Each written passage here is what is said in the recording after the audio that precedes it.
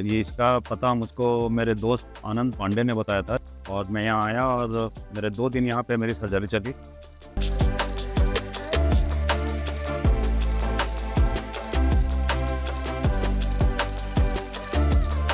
और यहाँ सारे स्टाफ, जितने भी डॉक्टर्स, जितने भी लोग हैं, उनका सारा ही व्यवहार बहुत अच्छा है और मुझको 2 दिन में कुछ भी प्रॉब्लम नहीं हुआ, कोई पेन भी नहीं हुआ। मेरा ओवरऑल एक्सपीरियंस बहुत अच्छा रहा।